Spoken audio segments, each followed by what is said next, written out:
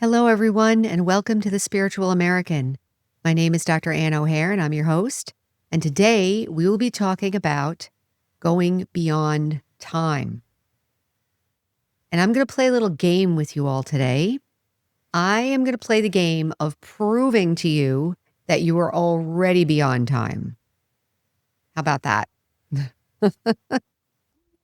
So we'll start with the ideas and get them started. So the first idea is, what is time?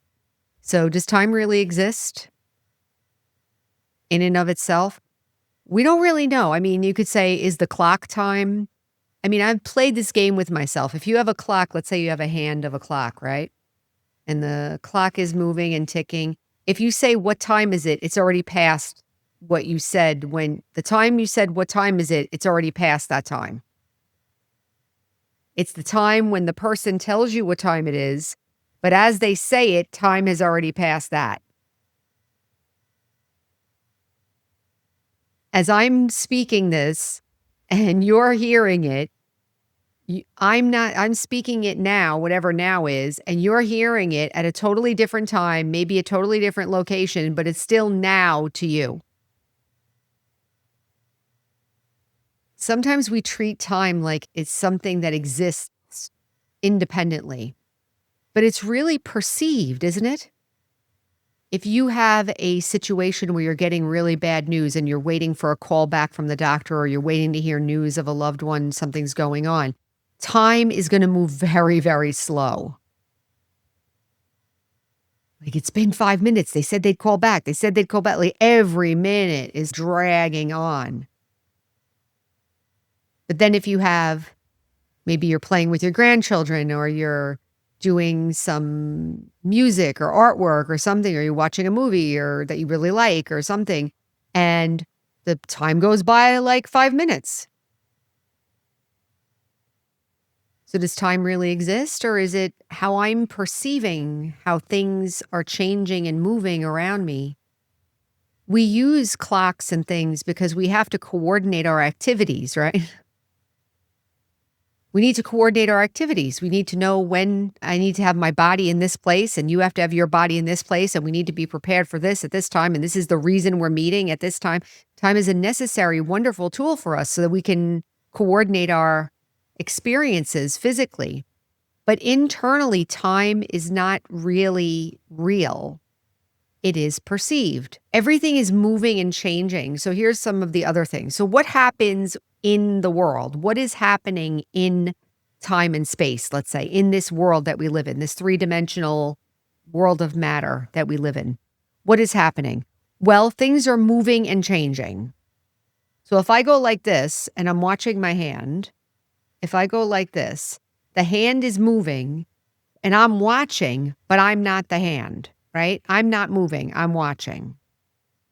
If I have some thoughts and feelings and I say to you, I'm thinking that it's raining outside, which it is, and I say, oh, that's a pretty bad storm outside, and I'm reporting to you that I'm thinking that, oh, I just had the thought about the storm outside. Who's telling you about the thought? The thought is moving or appearing in front of someone, in front of the self. The self is not moving. So there's movement, but the self is not moving. In time, there's movement. There's also change. Things are changing. So things are different from one moment to the next, actually. Every moment, you could say every moment or every now is different than the previous moment. And I'm sure if some of you out there are spiritual seekers, you have probably heard this before. The only time that exists truly is now, because everything that I'm talking about is already gone. And now I'm still in the now, still in the now, still in the now. But what's happening is our attention has been on the world of movement and the world of change so much that I'm fully invested in that world that I'm not really aware that I'm the one watching it. I'm still watching everything happening. That's a very powerful thing to understand and realize. In the world of time and space, things are moving and things are changing. Like the mind is moving, the body is moving, the world, day and night is happening, and life is happening. Life, you can call it, is happening. I'm here. I exist. I'm participating in the sense that I'm here. But am I in time? Am I changing? Am I moving? Something very deep to think about. So when we go beyond time, this is why I talked about all that to bring this up. When we go beyond time, we are talking about a lot of times in meditation, you're going beyond time and space, you're going beyond thinking, you're going beyond. If you're somebody like me who was very full of thoughts and very analytical, it's hard to get the thoughts to calm down. So that's why I started off by saying we're already there. So let's see if we can bring my attention to what's already there. I don't need to leave space. I don't need to leave matter. I don't need to not participate. I'm not going to leave my body. I'm not going to die. Nothing bad is going to happen. But what I'm going to do is I'm going to separate myself from what is the senses, right? Eyes, the ears, the taste, the movement, feeling. I'm going to separate myself from all of that, which is where time and space is. The body is in time and space. And I'm going to make myself be aware that I am distinct from that. And in that awareness, I am beyond time. And I can be in time, meaning I can be feeling like I'm participating, or I can pull my awareness out. I wrote here 2 words. I wrote living in time and existing beyond time. And I chose those words on purpose because when we talk about the science of life, I remember growing up in biology and learning about animals. Life grows, life changes. We're growing potatoes outside and you're watching the plant's life cycle. Even as human beings, don't we have a life cycle? A life cycle, meaning I have this body, it's going through whatever it's going through, and I am the energy inside. I am the soul that's experiencing and being here. So I'm living. In that sense, I'm living. So life in time. Now, I can also have an existence. I'm not gone or dead or not alive. I'm still alive. I still exist, but I'm separated from all of this time and space stimulus. What's the benefit of practicing that? We have another name for that. It's called bodiless stage. The soul and the body are very close. The soul cannot function or be alive without the body, right? So when we practice bodiless stage, we're basically separating ourselves from the instrument that helps us be in time and space. And why would I do that? Why would I want to do that? Why would I want to know that I'm distinct from everything in time and space, from matter, from this body even? Why would I want to know that? If you were in front of me, I would ask you to answer that question. Why do you think I would want to know that? How many times a day are we reacting to what's going on in time and space? Reacting to the body, reacting to others, reacting to circumstances, reacting to our memories, reacting to our mind. What percentage of the day is spent resisting, reacting, being upset, feeling impatient, feeling irritated about what's going on inside myself and outside myself? When we practice this going beyond time or going beyond movement, going beyond this life that we're living here in time and space, when we go beyond that, meaning that I'm separating from the senses, I'm not using the senses, I'm just being still. In that experience, I'm proving to myself that I am alive without it. And what does that do? You've heard me say this before if you're watching all the episodes. It begins to calm down my fearful state. All these extra thinking we have, judgments, reactions, emotions, it's all fear-based. There's a disturbance in the self. in the energy field of the self. There's a disturbance. There's a misunderstanding. I think I can die. I could die at any time. Something's going to go wrong. They don't love me. They don't care about me. I've created a world inside myself where my survival depends on what's going on out here. So think about that for a minute. How many of you have gone through a situation where you felt like you were going to die because something happened, or you really felt the weight of the situation, like you felt helpless and hopeless, or there was no way out, you didn't know what to do, confused. You really felt it. Something happened and it brought you into a state of confusion. That's reacting to what's going on. So when I practice this bodiless stage, when I practice going beyond time, I'm literally having an experience of being immune to that. I live outside of that system. I'm alive outside of that system. I exist. Whether I have a body or don't, I still exist.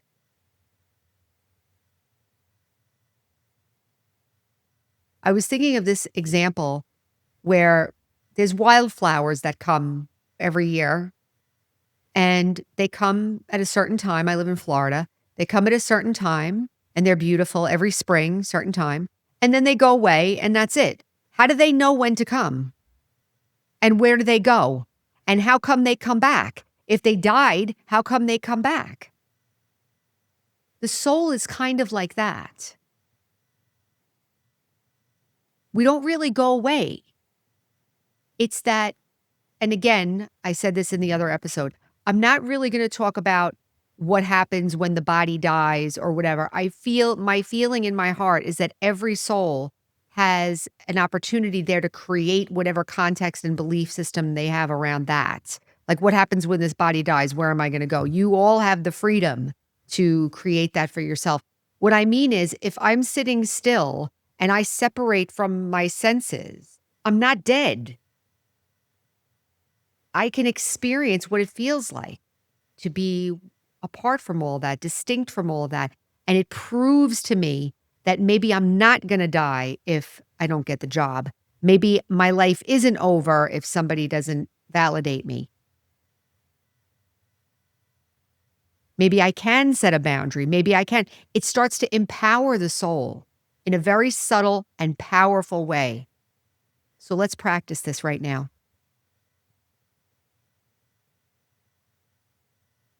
So sitting quietly,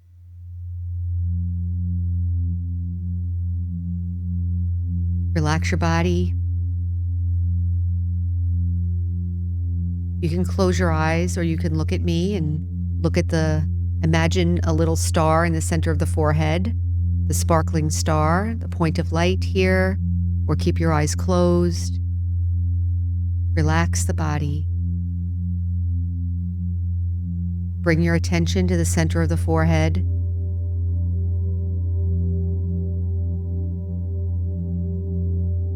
And imagine a tiny point of light. Sparkling star in the center of the forehead.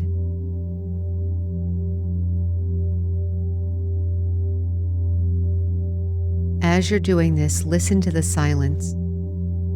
There's music playing, but I want you to listen, find the silence inside yourself and listen to it. Bring your attention to it. Look at the star and listen to the silence inside yourself.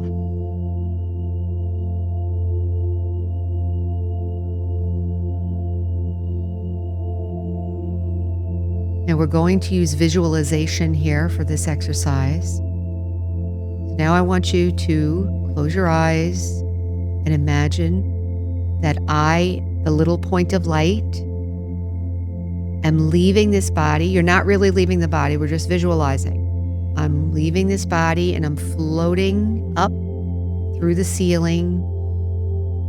I'm floating up through the sky. My body is down there perfectly safe, perfectly fine.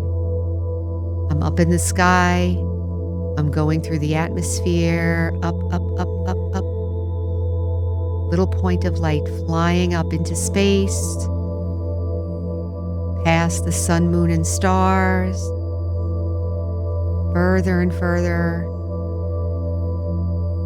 I feel more and more stillness inside as I continue to float up, up, up, up, and out. And finally, I leave the physical universe and enter this beautiful world of light.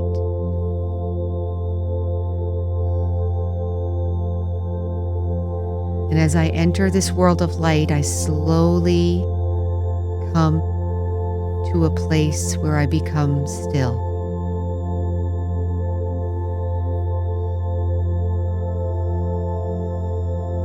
I am still.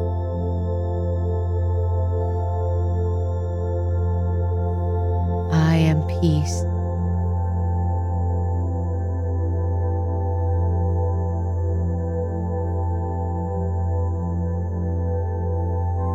I exist.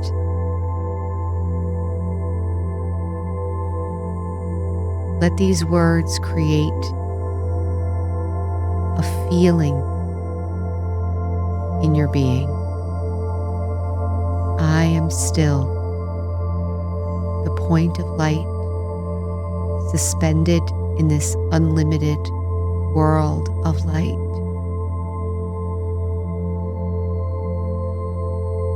I am still.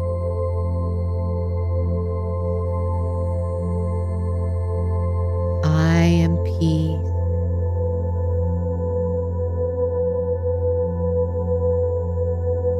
I am silent.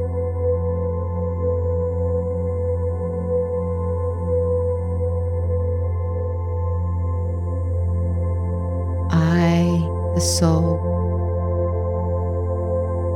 I am peace.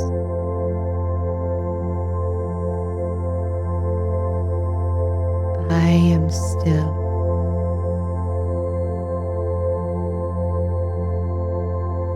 I am silent.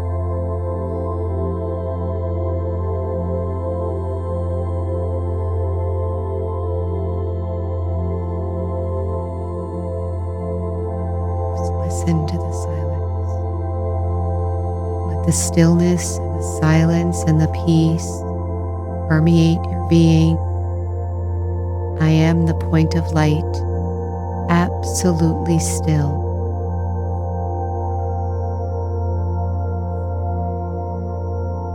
And safe. And peaceful.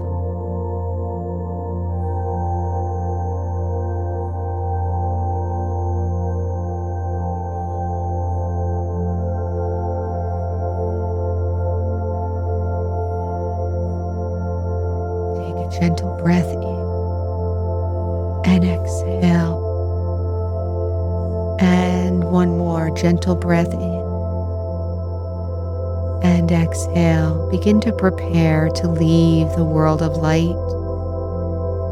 Gently feel yourself coming back into the physical universe of movement, and you're traveling back through the physical universe, back through the sun, moon, and star, back towards Earth, towards the area of the globe that your body is, and you're floating gently back till you reach your house, go into the house, and back into the center of the forehead. Just be still there for one moment, reorient myself back.